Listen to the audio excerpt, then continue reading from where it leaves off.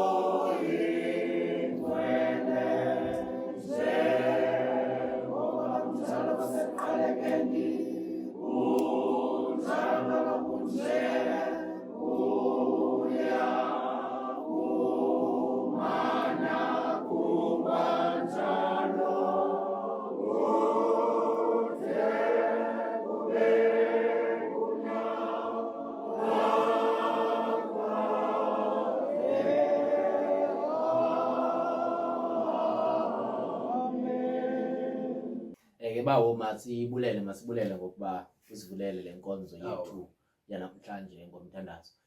Siphinde ke bawo samkele abantu abasijoyinayo apha kwicawa yabantu abangacawiyo. Bawo masigqitha apha bawo. Bakhona abantu esibabonileyo bawo befika bezonikela. Ngokuba masigqithe kuloo ndawo sithi siyabulela kakhulu into yokuba nesinike umnikelo phambi kwepasika. Bawo ndothuka ke ngokuthumela ivesi into yokuba ipasika seyifikile bawo. Ndiyabona into lo nyaka ivesi bawo ithunyelwa ndim uleqwa ngumgqomo. Abawa ndiyazi uyifumana kodwa ndiyifumene kuwe ivesi ba. Ivesi ndiyifumene kuwe into yokuba sasisondele epasikeni bazalwane. Ngoko ke siyathemba into yokuba wonke umuntu bazalwane into yokuba ukuba akazukufikelela epasikeni noko uzawukwazi ukuhlala nathi. Ke bawo singalibelanga sizawulinka zikhona ezanto zasike sancokola ngazo ezisondele epasikeni. Khona la nkqutyana yethu esithi ukuba lenzawushumayela. Abazalwane ke bazawuya pha emazwini asixhenxe. Ikhona ke noko incokwane esasimane siba nayo. Sizayilinka ke i-playlist yakhona. Uba ke iye yalibaleka sizawuzama uphinda simkhumbuze ku-producing yokuba ayifake. Kodwa ke bazalwane masithi siqale ngokunikela ke. Songeze ke apha kwabantu sebenikele. Bazalwane ngumbulelo omkhulu into yokuba nibe kunye nathi kunjalo nje loo nto asiyithathi kancinci. Umnikelo wethu ke ume ngalo mhlobo. Ukuba ukamcofa subscribe umnikelo omkhulu ukugqitha yonke iminikelo uza kuthi uyenze ukucofa usubscribe. Uze uthi ke xa se umcofile usubscribe ungalibali ke umane usithi gqolo usinike inkokozelo yokuba ucofa ulike. Bazalwane ke ningalibali nomane nicomment apha ezantsi nimane nisithi ipasika niyityela kweli picala okanye ipasika niyidla nathi apha kwicawa yabantu abangacawiyo. Nizame ke nokusimema ke mhlawumbi lo mzalwane uzawuphumelela. Umzalwane ke uyamemeka lo bawo ngoba ke usuka kwenye ivenkile enkulu bemenyiwe pha kwi-pre-Easter lo mzalwane. Ngoko ke nani mhlawumbi pha kwi-comments ningamema lo mzalwane ngumnikelo wenu ke lo uzawufika ke bazalwane.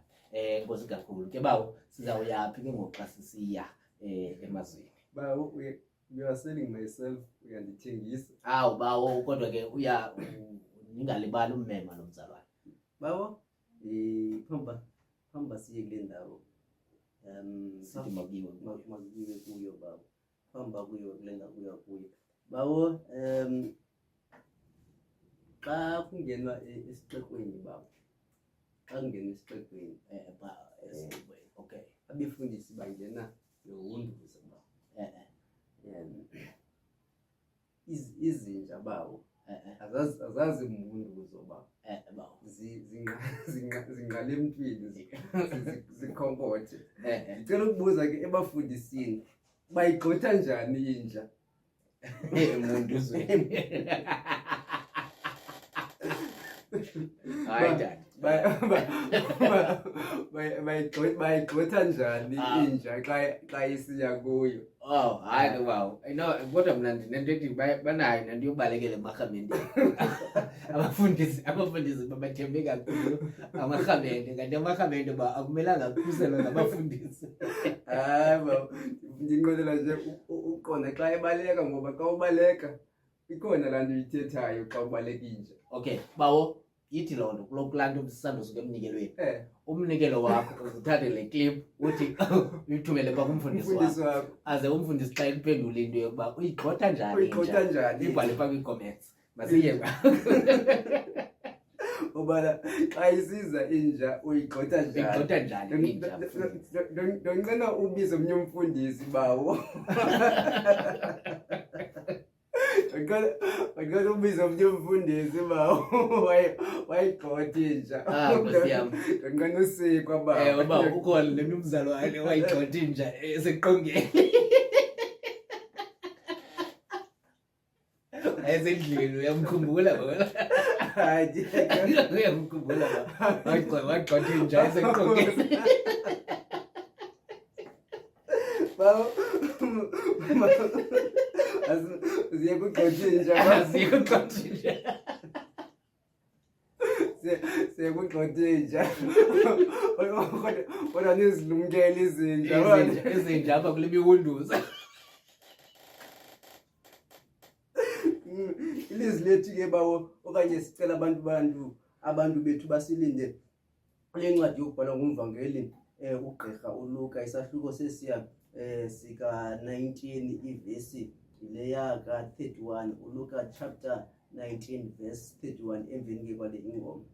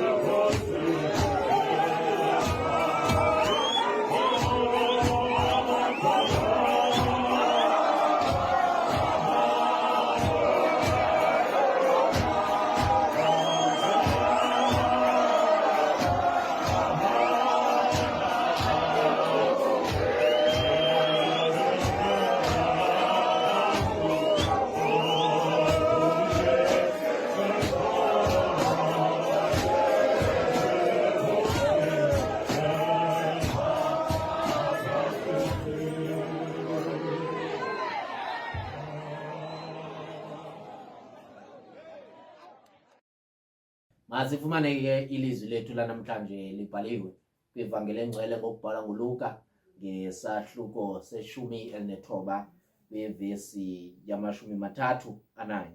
uYesu ungena eYerusalem ekhwele iesile.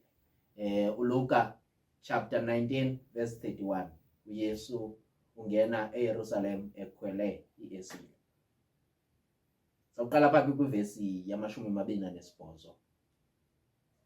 Waye akuba ezithethile ezi zinto ehamba ngaphambili enyuka esiya eYerusalem, kwathi akusondela eBhetefage naseBhethani esingise entabeni ekuthiwa yeyeminquma, wesusa bababini kubafundi bakhe wathi, hambani niye emzaneni lo ukhangelene nani, nothi nakungena kuwo nifumane ithole leesile libotshelelwe, ekungazanga kuhlale namnye umntu phezu kwalo.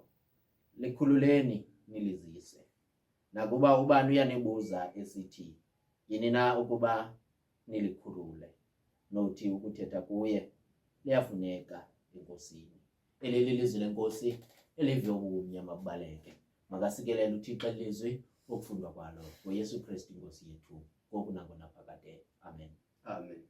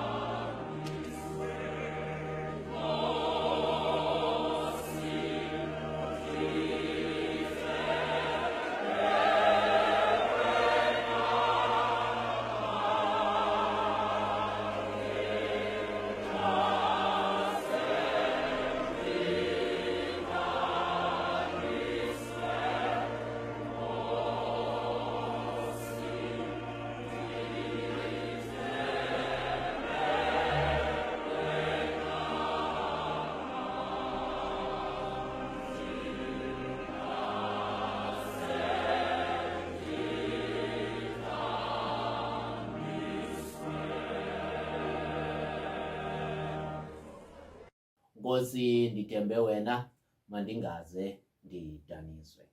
Bazalwane ke nisabukele icawa yabantu abangacawiyo. Silapha kwivangeli ngokubhala nguLuka ngesahluko se-19 ngoverse 31. Nokuba ubani uyanibuza esithi yini na ukuba nilikhulule, nothi ukuthetha kuye liyafuneka enkosini. Silapho ke bazalwane.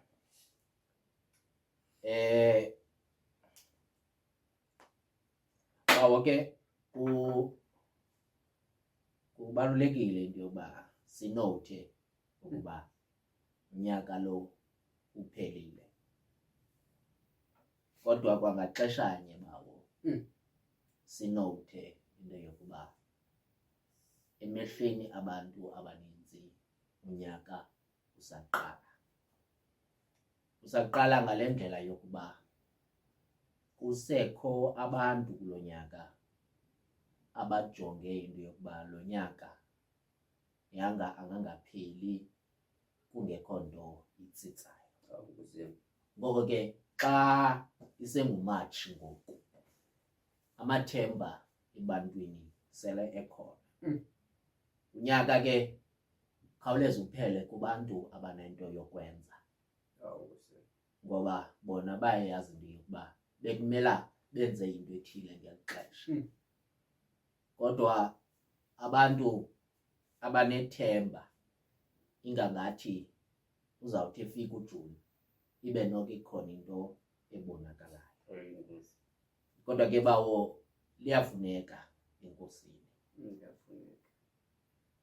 Kuloo nto ke bawo sonke ke ba ndifuna namhlanje sisondele kakhulu kuba kubantu abangekanqweneli lo nyaka uphele, okanye kubantu abasathi uyaqala lo nyaka, kuba bona benethemba okanye benomthandazo wokuthi ngase lo nyaka ungadluli nje ngeminyaka ibisele igqithile. Ngoko ke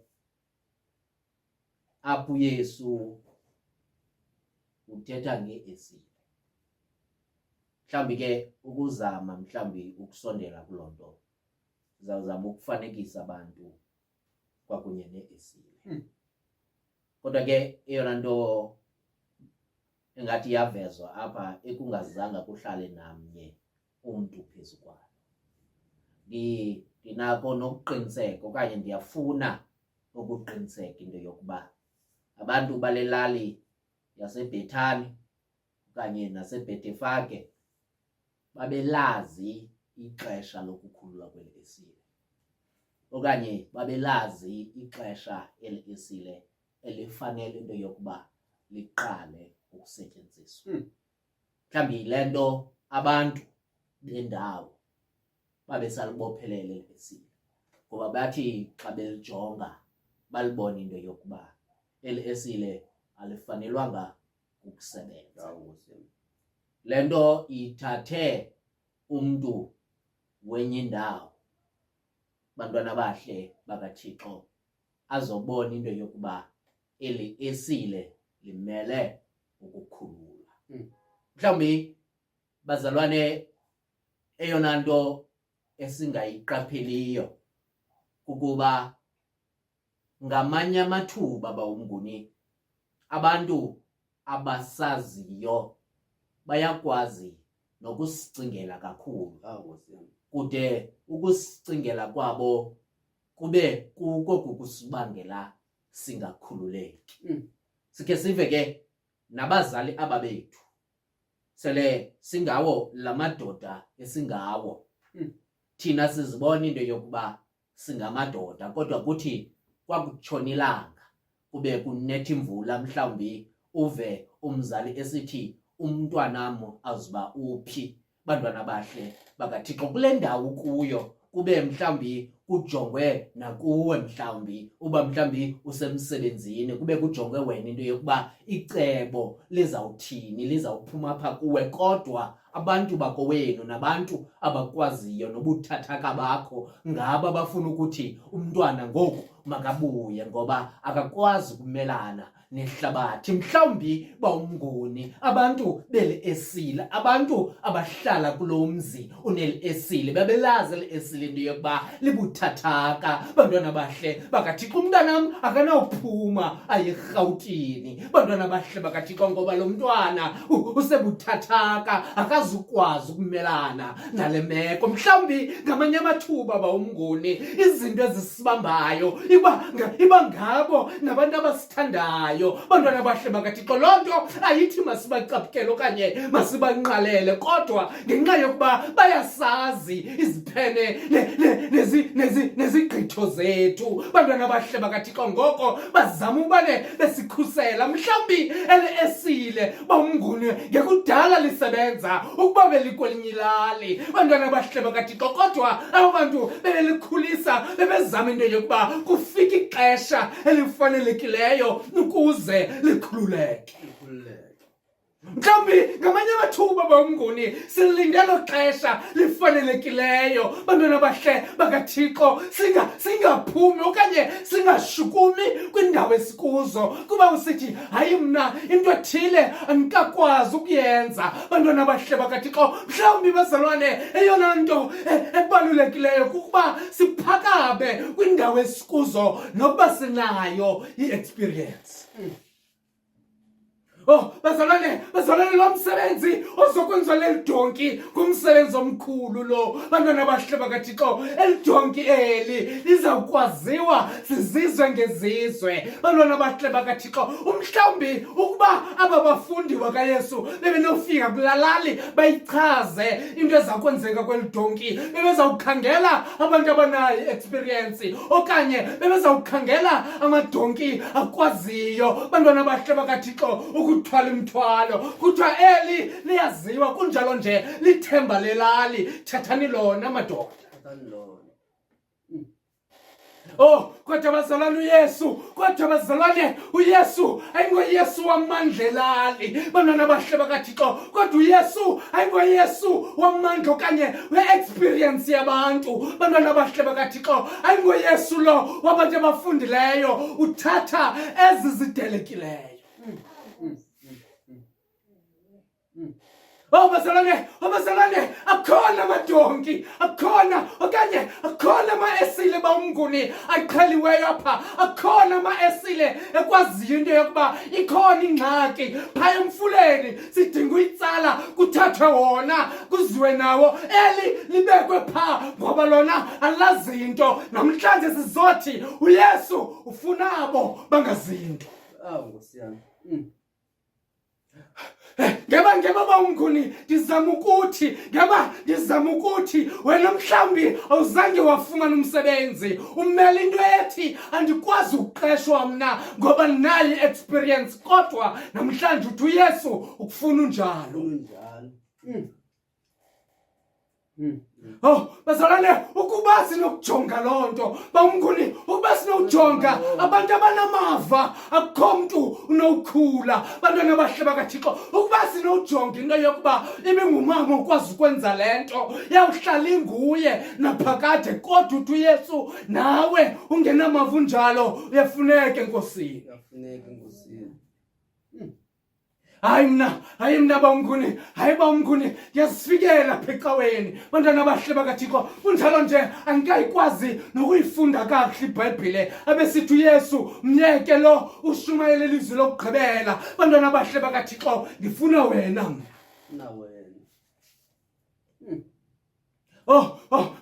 Mhlawumbi bawumnguni eyona mpazamo yethu yeyokuba sifuna abantu abayaziyo icawa. Bantwana bahle bakaThixo, mhlawumbi eyona mpazamo yethu enkulu kakhulu kukuba sifuna abantu abayaziyo le nto esiyifunayo. Kanti namhlanje uthi uYesu nawe ikufanele. Uthi uYesu le nto ocinga into yokuba inkulu kakhulu kunawe nawe ikufanele. Noma bazalwane ingangabikho enye into esinokuyithetha namhlanje, kodwa zesazi into yokuba le nto inkulu ozidelayo kuyo uthi uYesu namhlanje nawe ikufanele. Ukuba bekunobakho ingqungquthela bawumnguni, ingqungquthela yama-esile, bantwana abahle bakaThixo, ibinoma ama-esile kufike le ingusibonda okanye nayo ithi sengusibonda kunjalo, kufike inkosi yelali ithi wena andizuva ngawe, lo umthwalo ngumthwalo wam. UYesu athi ndiyanibona nina ninamava, kodwa naliya i-esile elifanelekileyo. Nani bazalwane nifanelekile kwezindaweni kuzo, bantwana abahle bakaThixo, nani nifanelekile. Ewe bazalwane zibona uzidele, kodwa uthi uYesu uzidele unjalo, nawe ufanelekile. Yafuneka Nkosini. Bazalwane yafuneka Nkosini. Abantu abecawa okanye abantu benkonzo bathi nawe uyafuneka Nkosini. Kunjalo nje abaphosi into xa besitsho, besithi nawe uyafuneka Nkosini. Mhlawumbi bazawuphosa ke xa befika uphakathi bathi hayi kaloku wena uyafika. Bantwana abahle bakaThixo, makume thina ngaphambili, kanti uthi uYesu ngoku wena ufikayo kule nto uyafuneka Nkosini.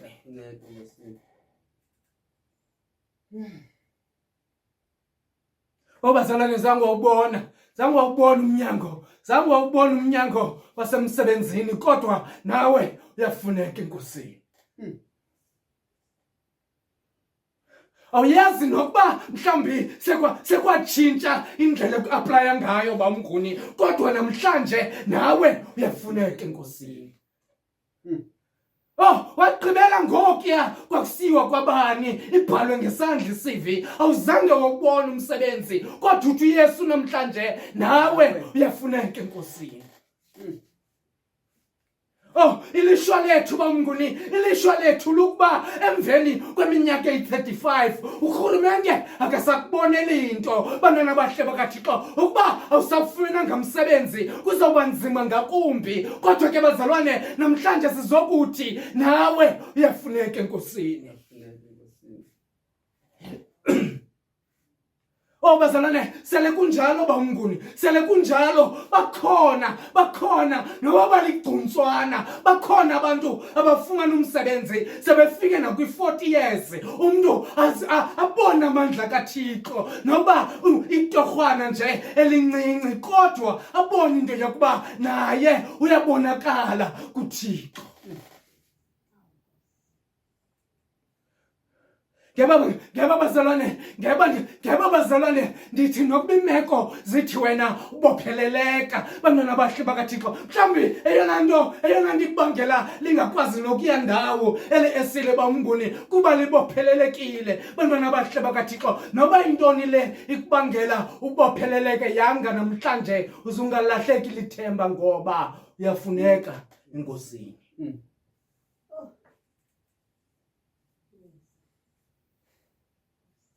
Thixo bazalwane nisikele. Thixo anigcine. Yangeminqweno yenu ekuqalekeni kwale Pasika okanye ekuhambeni kwale Pasika bazalwane, uThixo angasiva isikhalo senu. Yangabazalwane uThixo ebunzimeni bonke enidibana nabo angalibali into yokuba nani nibotshelelwe njengalama esile. uYesu bazalwane usendleleni, kunjalo nje uzawuthumela abantu bamnguni ongabaqhelanga, kodwa akufika uThixo uzakukrwececeni athi nokuba mhlambi awubonelwa ntweni ilali, kodwa uyafuneka Nkosini, ngoYesu Kristu ngoku nangona phakade. Amen.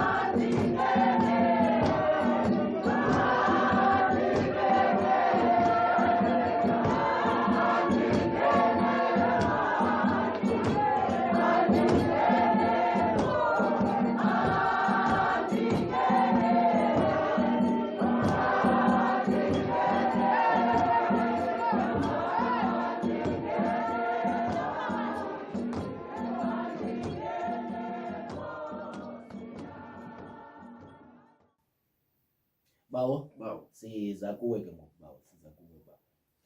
nothi ukuthetha kuye iyafuneka enkosini. Bawo mandiphinde ke ndibulise kuye wonke umuntu obukeleyo nomameleyo kwindawo ke esimamele sikuzo ngelihle lomvukeli wethu uKristu. Amen. Amen. Bawo kule vesi ke bekufundwe kuyo nam mandibeke umnwe.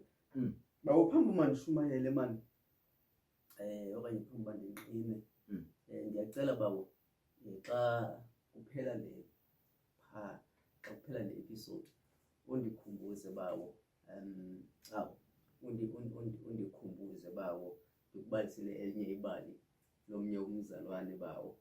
Bawo Uvele nje uthi i-hug zawuyazi ke mna kuba lithini na. Kodwa ke siselapha ke kucawe abantu abangacawiyo bawo.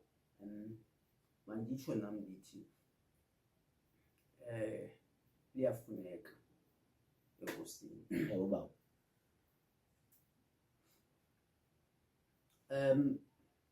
Umhlambi okanye mandithi zikhona izinto that we need to sacrifice in order reach our fullest ability okanye our fullest potential. So izokucengana ke nabantu namhlanje ukuthi yintoni na lena ekufuneka mna nawe siyisacrificeile in order sikwazi ukufikelela kwezi ndawo ukuthi uThixo asibeke okanye asibekele zona. Zikhona izinto esizibambileyo singafuni ukuziphunyula. Thixo namhlanje uYesu kunye nabafundi bakhe bazothi ezo zinto ezo ziyafuneka. Senokwenzeka ukuthi sinqakulwe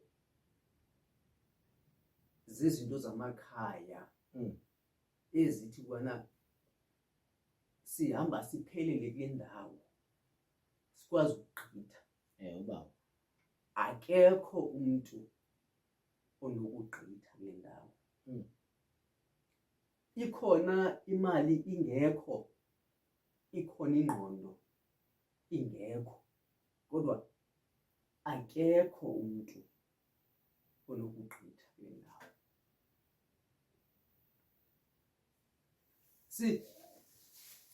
Singapasa nge-flying colors tata. kodwa next year awuzukwazi ukuya e-university ngoba yikhesi yekhaya leyo. Nge-age ethile kufanele ukuthi abantu belikhaya babhubha into ethile. Iyaziwa loo. Zikhona izinto ezaziwayo bawo nawe nam endithi ndakuzicinga ndiyayazi ukuthi sikwazi silikhaya ukugqobhozela kuzo. Zikhona izinto endizithandayo mna njengesiqu nokuba ndiyafuna ukubhekela phambili kodwa zindibambile ukuthi ndingakwazi ukubhekela phambili. Ezinye zezinto zizinto mna endizithandayo endingakwazi ukuthi ndahlukane nazo ewe tata. zindibambele ngasemva. Ezinye zezinto ngamanye amathuba zizinto ezindibambayo ndingakwazi kakuhle ukunqula uThixo. Ewe baba. Ezinye zezinto ndithi nangoku sendifuna ukwenzela uThixo umsebenzi omhle kodwa zisuke zindibambe. Ewe baba. Siyazazi ezo zinto. Ezinye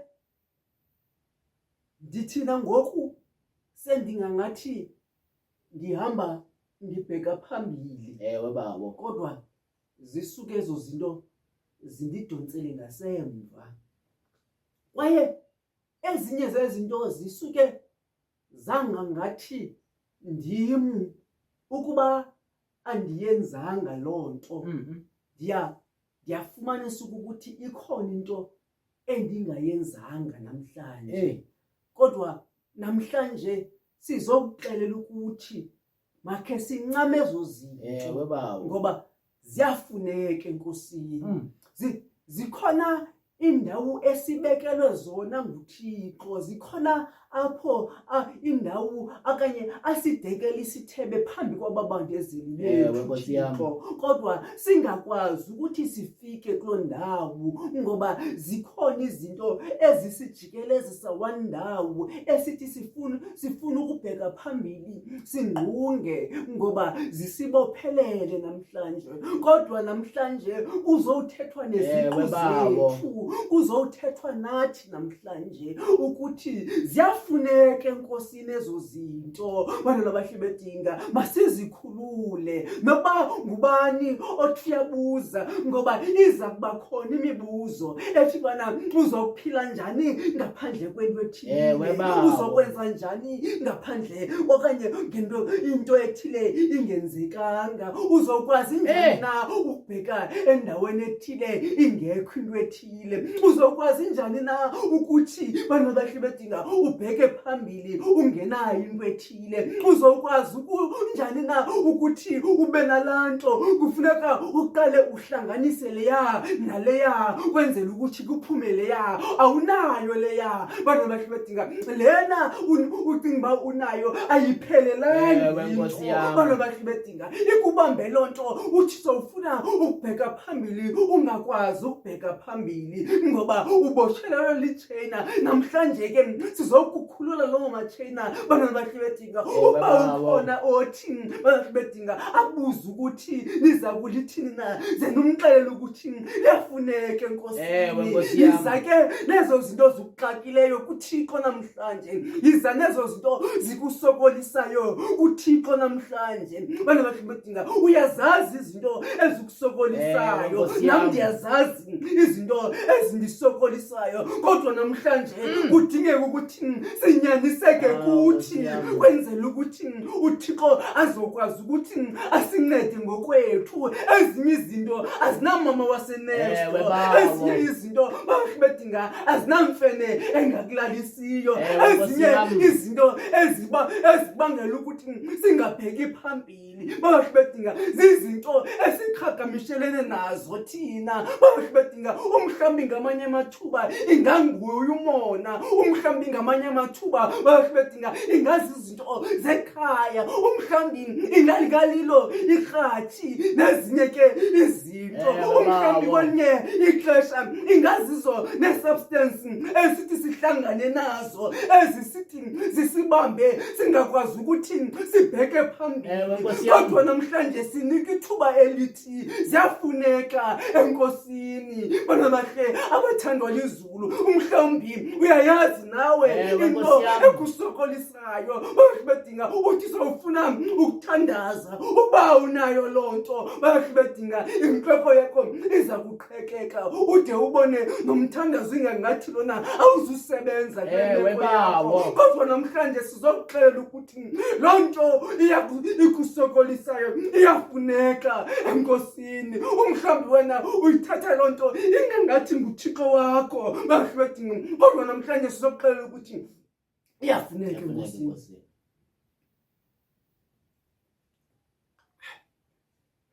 donki eli okanye esile eli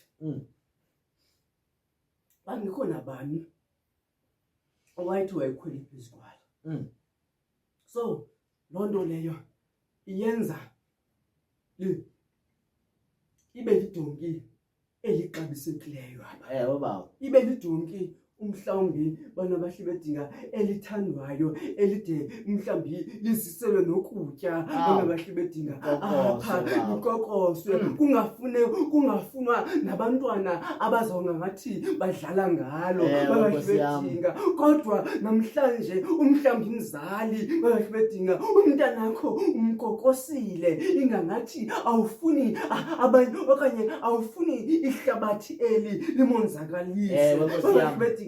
Kodwa bahle bedinga umhlawumbi ukonzakaliswa kwakhe lihlabathi qala bahle bedinga umhlawumbi ukuphumela kwakhe ngaphandle bahle bedinga uzawuthi bahle bedinga akwazi ukuthi oneke amaphiko akhe andande abheke apho afuneke ebheke khona bahle bedinga. Into ndizama ukuyithetha abantwana abanye bahle bedinga abazali abantwana benu soze nikwazi ukuthi nibatotose ixesha lonke. Lifuneka nikhona ixesha apho khona isizwe khona ufuneka sibadinge khona bahle bedinga. Kodwa inye into nina ekufuneka niyenzile kufuneka nibakhaphe ngomthandazo bahle bedinga, ngoba uYesu uzile namhlanje endlini yakho ethumela abafundi bakhe esithi bana uyafuneka enkosini bahle bedinga. Sizowuthi nawe nenhliziyo yakho lena umhlawumbi iyafuneka enkosini kwenzela ukuthi bahle bedinga abantwana baseJerusalema bazokwazi ukuthi bakhululeke bahle bedinga. Umhlawumbi kudingeka wena mshumayeli bahle bedinga ozixakekise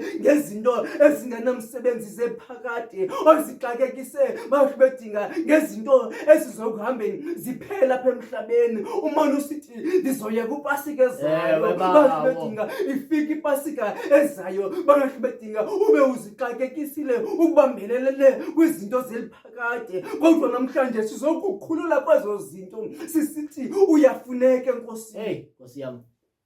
Uyafuneka ke enkosini. Kuthiwa ke bawo kwakukho lekati ke yehamba nalo mama babheka kwinkonzo yangolosini. Amane ke lekati bayicenga ngelixesha izawubheka enkonzweni bathi bana zungaphazanyiswa zezinto ezininzi. Yini kadala? Athi xathi hayi soze niphazanyiswe izinto ezininzi. Wathatha ke lo mama inyama wathi bana nantsi inyama xa sibuya phayana ecaweni uzofumana inyama lena. Wathatha ke nobisi wathi nali nobisi lakho uzokuxa sifumana xa sibuya ecaweni bana bahle bedinga uza kuzifumana nazi izinto bana bahle bedinga. Apha ehambeni kwalo bana bahle bedinga kwadlula intaka bana bahle bedinga yaqomba lekati xa nini ndibekelwe izinto ezimnandi ekhaya yathi xa ifuna ukubheka pha bana bahle bedinga kuba iqhelile ukuthi ileqa izinto bayicinga ukuthi kanene ndibekelwe izinto kwagqitha bana bahle bedinga icikilishi yathi xa ifuna ukuleqa yathi bana kanene bana bahle bedinga ndibekelwe inyama. Kodwa kuthe esahamba njalo inyuka yathi ityalike xa ivela phayana yathi kwagqitha impuku yazibona lekati seyileqile bana bahle bedinga lempuku kanti iphulukana nenyama ezothi ikwazi ukuyifumana iphulukana nobisi. Sinjalo nathi bana bahle bedinga sithi bana bahle bedinga siyayazi ukuthi zikhona izinto esizibekeleyo ngoba iBhayibhile iyasixelela ukuthi uneenyanga eziphakamileyo ngathi uThixo bahle bedinga. Siyazi loo nto kodwa zibe khona izinto ezisiphazamisayo zibe khona impuku zempi ezisiphazamisayo apha endleleni. Nkosi Phakathi yami. bedinga sibonakale singakwazi ukuthi sifikelele emadingeni kaThixo. Masithi ke sihamba Ewe, siyazi bawo. ukuthi siyafuneka enkosini seyilungisiwe indlela yethu asisikelele ke Asikelele uThixo uThixo. asichamsanqise Nkosi yami. ngoku kude kube kunaphakade. Amen. Amen.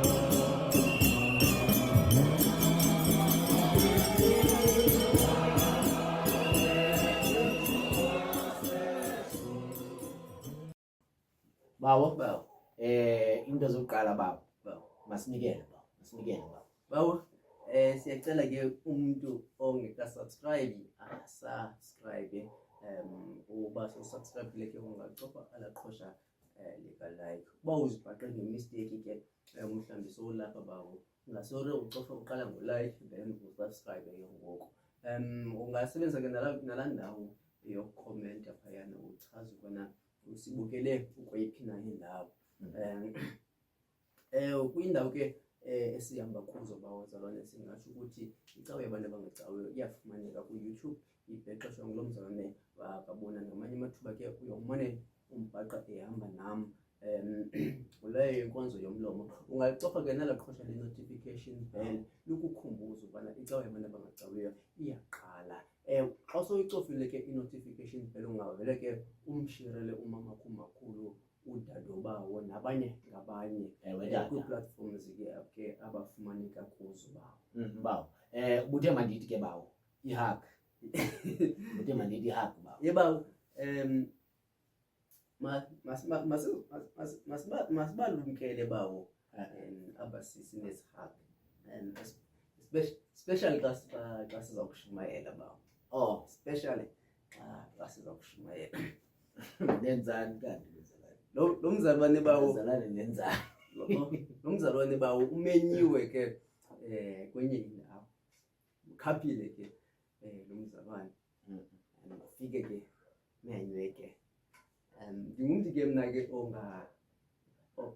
kwasekuzalweni ndidibenanga nento zokwangiwa bawo ndandingangiwa ndisemncinci bawo ke mbomba ke na ke wazithanda semncinci into owaqala esemncinane wahagwa ke elegqiyazana yaphuma ivesi yama ngapha phuma ivesi yama ngapha wathi esepulpetini wabe ecinga la vesi ecinga la vila la hug manje sithi ngicela ingoma bazalwane ngicela ingoma so ndiyambuza ke foni bekusenzeka ntoni lapha kuTibuti yazi into endehleleyo phayana ndithi mna ndishumayela phayana ndibanjwe yihage namandla ndithi bawo ayisekho nje le hage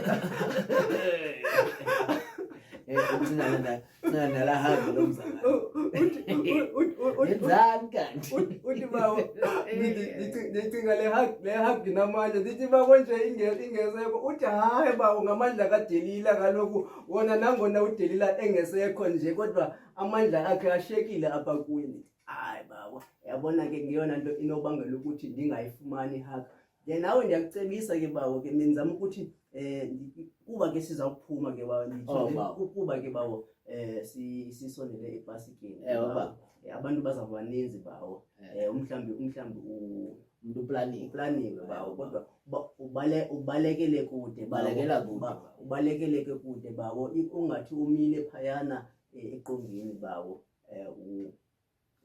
I think bawo njengoba besiqale ngomnikelo I think kubalekile la nto bendiyithethile as a preamble yala mnikelo ngoba izinto zokuqala uqale ngezinto zokuqala le nto uyizeleyo uqala ufocus kuyo bawo ngoba ngoku uqale ngezinto mhlawumbi ezizokugqibela okanye izinto ebezinganyanzelekanga ngoku zamgubuke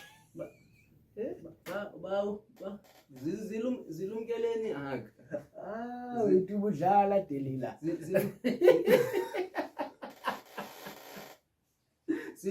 into enzama ukulumkisa yona ngilumkisa abashumayela andiplanana ngonoplana ke mna ke ndithe ndimbuza bawo umfundisi wam mna bawo bana mfundisi ngamazwi asixhenxe wathi mngone akudlalwa apha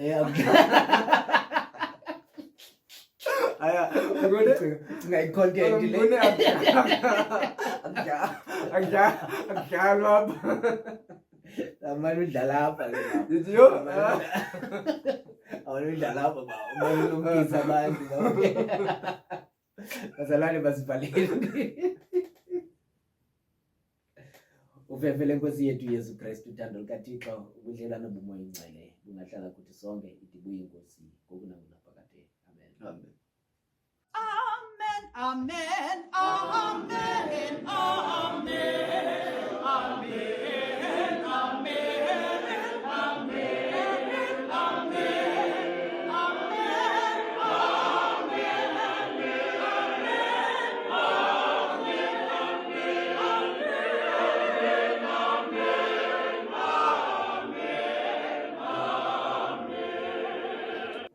ubabuyile ecaweni lecawa besiyenzele wena ukuba khange uye ecaweni ngoyena muntu besiyenzele yena lecawa uba ungumuntu othanda indaba lecawa siyenzele wena ukuba ungumuntu othanda ihug lecawa siyenzele wena bazalwane kubalekile nje ukuba singamlibali uThixo nje ukuba uThixo uzawusoloko ehamba kunye nathi masiphinde sidibane bazalwane kwicawa ezayo sibulele ke kumuntu wonke oye wasibukela kwindawo zonke eningasibukela nikuzo sibulele kumuntu wonke oye wasimamela kwindawo zonke eniyenasimamela nikuzo icawa yabantu abangacawiyo ibiqhutshwa nguSihle Bonani engambi yedwa ehamba noAnele wakwamboni enkosi kakhulu bazalwane le icawa yabantu abangacawiyo ningalibali ukuthandaza uThixo othandazekayo baba yeni kudlalwa apha asihagi Papa yini, Papa yini, Papa yini.